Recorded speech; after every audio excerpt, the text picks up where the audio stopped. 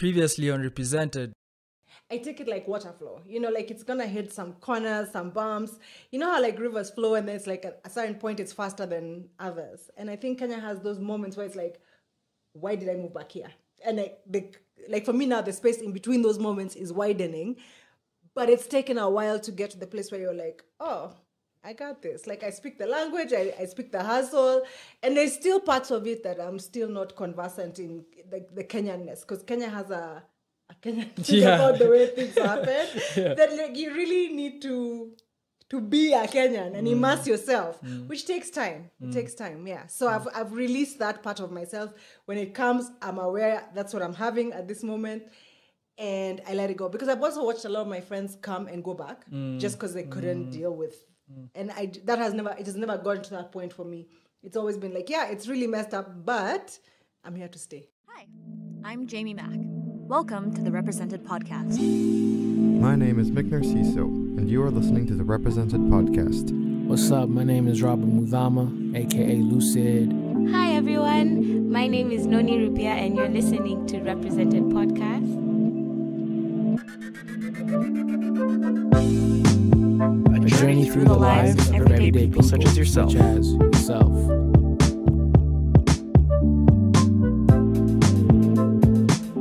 Check me out on episode 2 of season 1. Listen to me on episode 9, season 1. Episode 7 of season 1.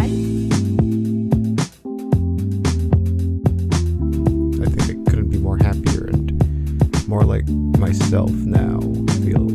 It opened my eyes to why I think and feel the way I do. And they inadvertently teach me how to be more creative. And I'm excited to share that story.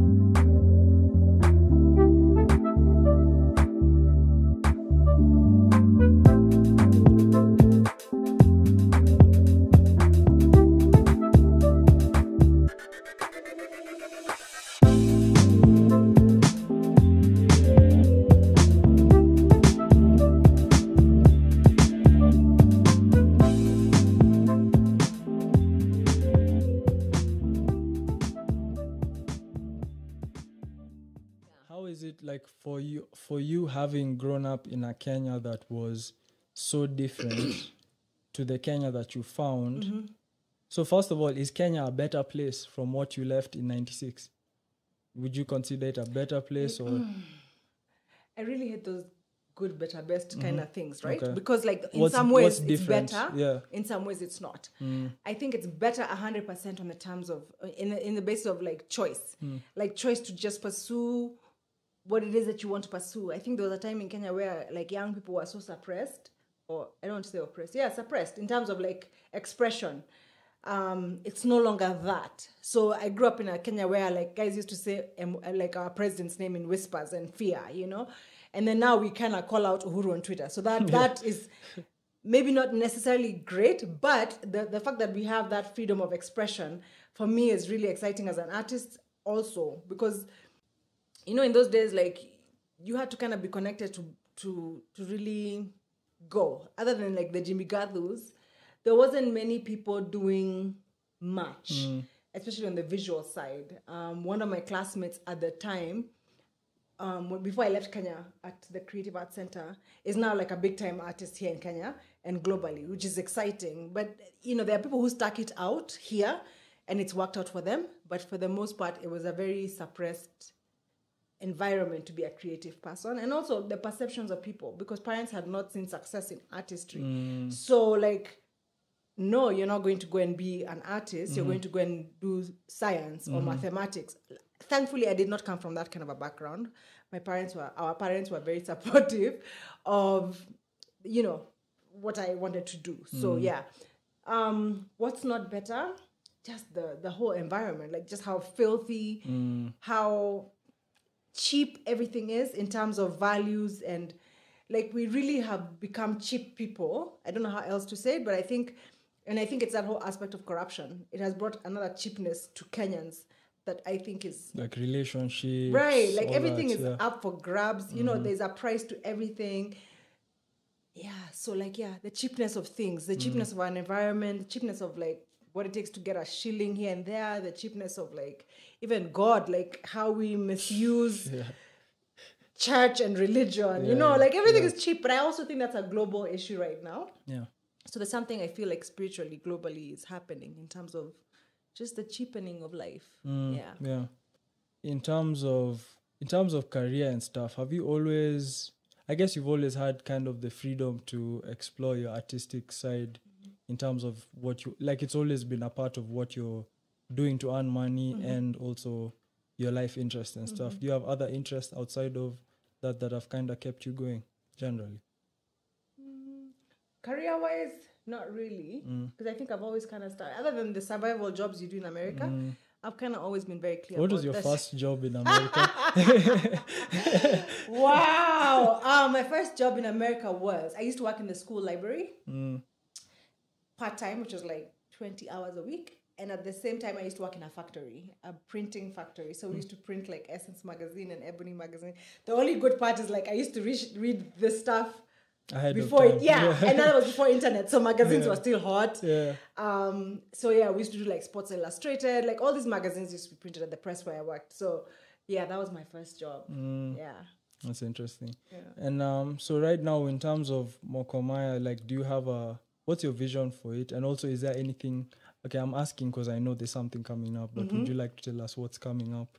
So I'm going to be part of a market in Karen that is basically an opportunity for local, I want to say creative people. I hate that word creatives because it's like it includes so many people as an umbrella. Like, but anyway, creative people who will be showcasing like the different things that they're doing, as well as access to the farm that will be hosting the event will also be allowing farm tours, and they have like fresh farm products that they're. What's the name of the farm?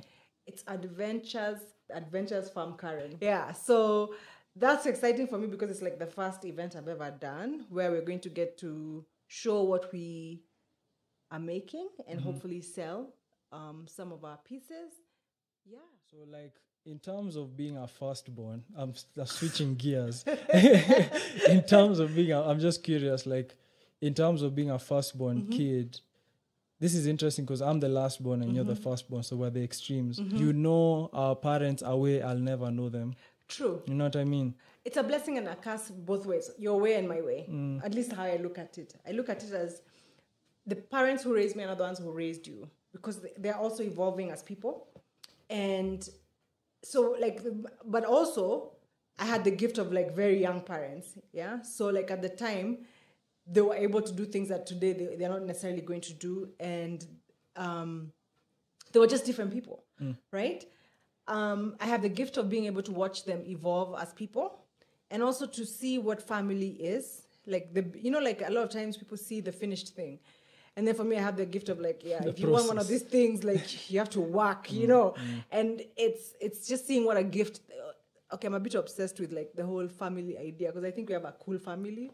And not just cool for the sake of cool, but just like we come from a very grounded space, I think. Yeah, it may not be perfect, but I think it's a privilege to come from to be children of our parents. Yeah, I don't know how else to put it, but yeah. So just watching the diligence it takes to have a unit that is standing this many years later and be successful at doing that, I think it has given me a real perspective on, when we say you want to get married or you want to have a family. Are you willing to do, because some of it is like, man, can you just like cut through all that and just get to the happy place? Yeah, get to the happy place. Because I think like this time is so exciting for me to see them and just watch their interactions. I think that as you get older, you get very sure and clear about who you are and who you're not. And that goes even for me, So just being able to now meet them from a place of like friendship. When you're young, it's more of an authoritarian relationship. And now it's a matter of respect. And yes, they still are the authority, but also it's like they don't need to exercise their authority. You just have to be respectful and it kind of works out. And then, of course, there's also like a little like, oh God, like why do I have to be the firstborn? Because there's those things that come with being a firstborn. Like what? Okay, so like being a firstborn, there's always that call to be like better than the younger ones. Like suck it up. Like you're the older one, yeah? So if there was less of, like when you're children, especially when you're young, there's just this whole idea of like, yeah, whatever, take care of your sisters and your brother. Like you come last in a sense, because it's like you're the older one, so you should know better, you should do better, and that sense of responsibility.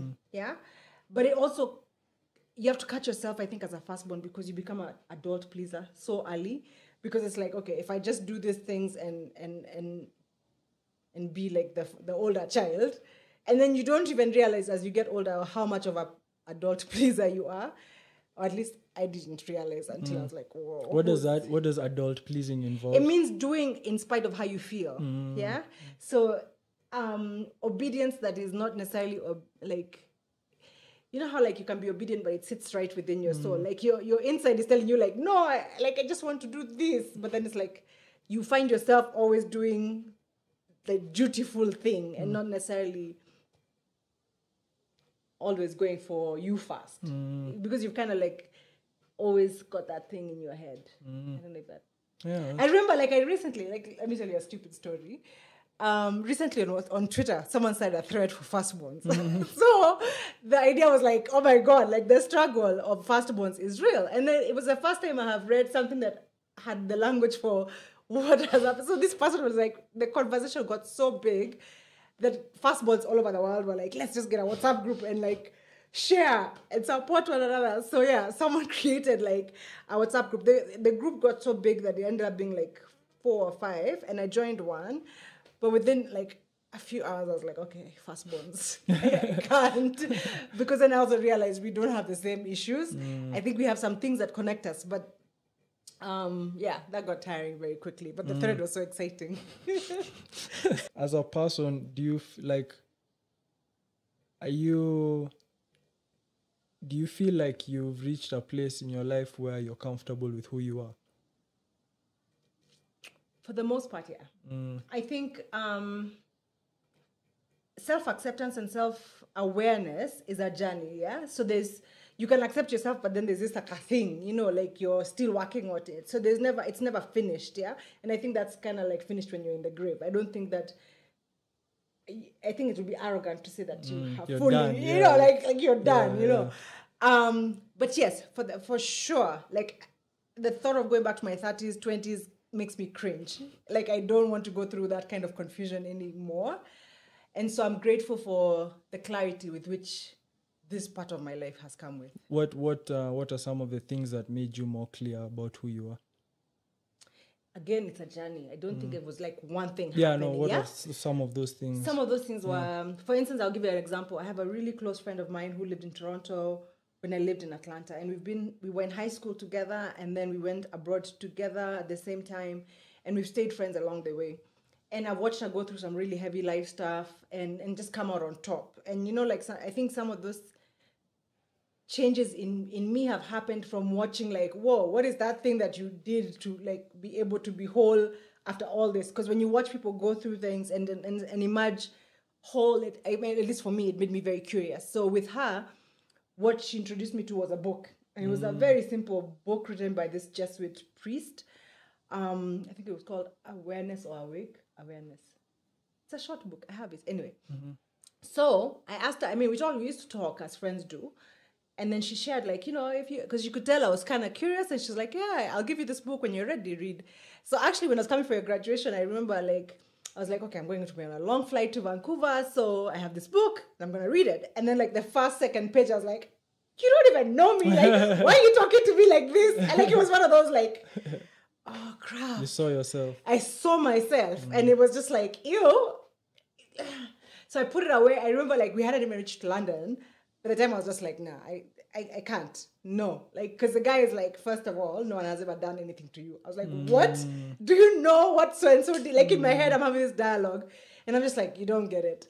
And so I put it away for a while. And then I think fast forward a while later, I opened it again. And I kind of like, because I think I had kind of like realized like, yeah, this guy like got to me. And so I started reading the book.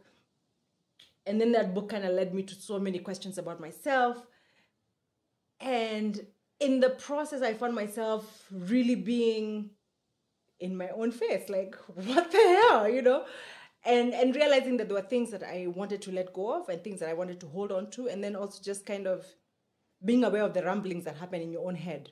and knowing that, not that I've fixed them all, but just being aware that they exist and they are not real.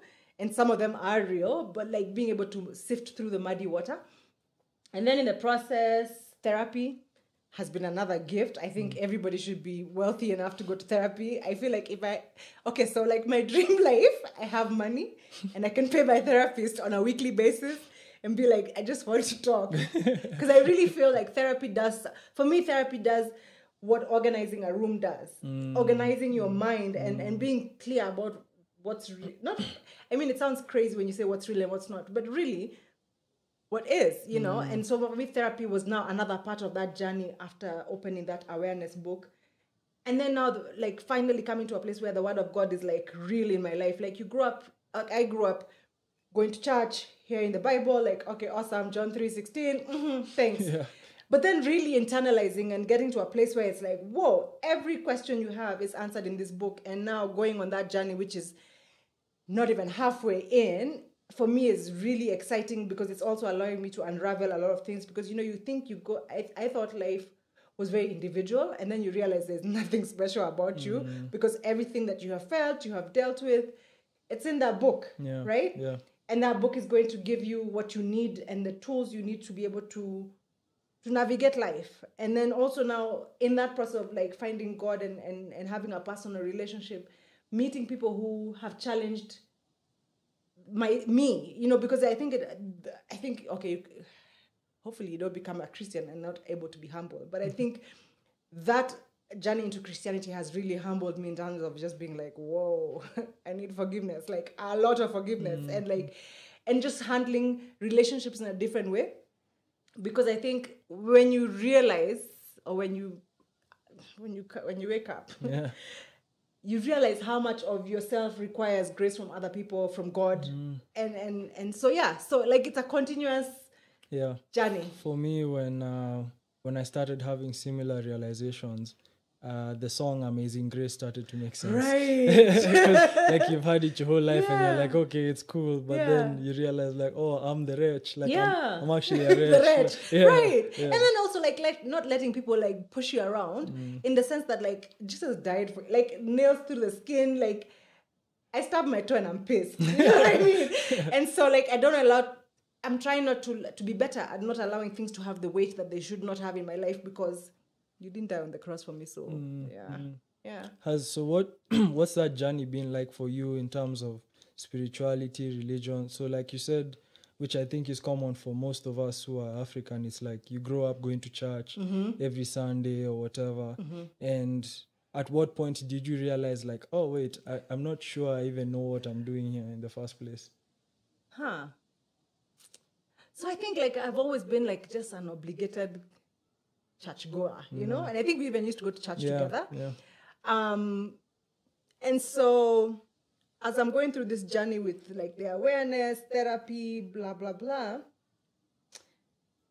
I think we can call it Holy Spirit kind of enters your life once you're open and you're willing to like let those walls down and really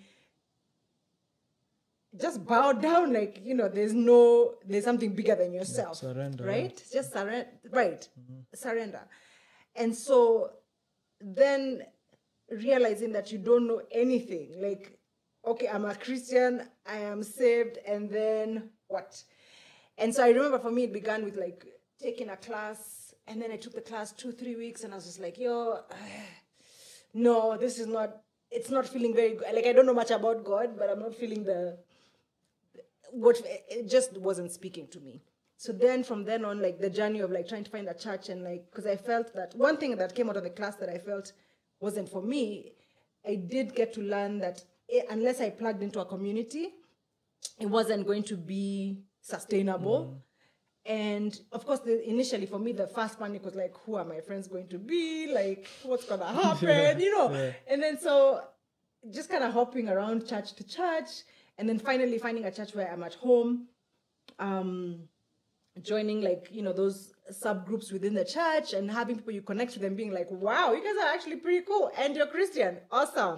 And so, so that journey has been, at least now I'm in a place where it's kind of flowing. Like I have like a clique of people within the church and people who I can share with. And I think along the way, God is bringing people in my life who I can walk that journey with, because I think you really worry about like your social life. Yeah. And then it's like, weirdly enough, I found like I have a lot of friends who are on the same journey. And then you have friends who just God takes out of your life and you're just like, new people, how awesome are you? Like there are people I've met along the way where I'm just like, I didn't think I was ready for new friends, but apparently I needed this, right? Yeah. So that's relatable. Yeah, I think it's the same for me, where growing up, like church was just an errand. And then I tend to think that 20-something, the early 20-somethings tend to be very confusing. And then moreover, if you happen to be in a whole other country with like totally different values than you're used to, it's like you get so disillusioned in a sense. And for me, I think that's where the process got accelerated, was when I went to Canada, and I guess I also got immersed into the culture there in a sense. So you're forced to now have to ask yourself, like, okay, what are the things I'm going to keep with me? Because like clearly there's many people all over the world living with various different things, like which ones define who I am, or like, and then coming back home, it's interesting because, like you said, we have a lot of religiosity in Kenya. And I think maybe the benefit is you can't really run away from, I guess, the conversation of God. But I tend to think that maybe the way the conversation is being had here is a problem. And if you're not tuned into why you even want to have that conversation, it can lead you the totally wrong way. Absolutely. So it's like, and I think that's why, again, it boils down to a personal relationship. Like if you don't have a relationship with God, like anybody can convince you that they're leading you to God, and you won't know one way or the other. But once you start to explore that for yourself, I think He also equips you in a way that makes things clear for you. Because I think like now I'm at a place where the alarm bells go off and it's like, okay, I'm not going to question it. And if I'm still kind of on the fence about it, at least I know where I can go to get clarity. Because I think, yes, we are a religious society. I mean, look at Nairobi and how many churches we have. Like there's no shortage of like, I was talking to someone yesterday, actually. She was telling me she went to a church in Nairobi, and it was like these women things where like single women who want to find husbands. It's one of these prominent churches. And so there comes a point where they're like all invited to the altar to give their gift so that they can receive their bigger gift. Right.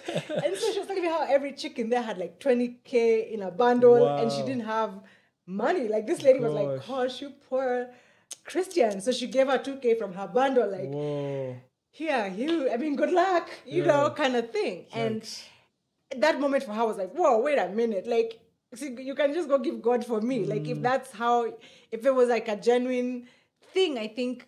And so anyway, I'm saying this to say that, yes, there's religion, but you must pursue your own personal relationship. And I think it's how I had a preacher one time say how God is like Wi-Fi. You know, like if the farther away you are from Wi-Fi, the signal is less. So you have to really immerse yourself in the teachings and to be able to hear Him when He's speaking. Because I think when you're far from your Wi-Fi spot, then, you know, you're also a bit disconnected. And I think it's the same thing you're saying with Canada.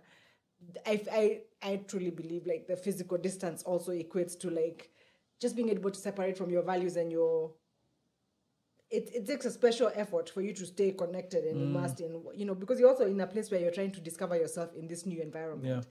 And so I think just staying connected by reading the word, listening to people speak, and also having the discernment to know the person who's speaking, is it coming from where it should, or is it like their own sales pitch? Right. Amen to that.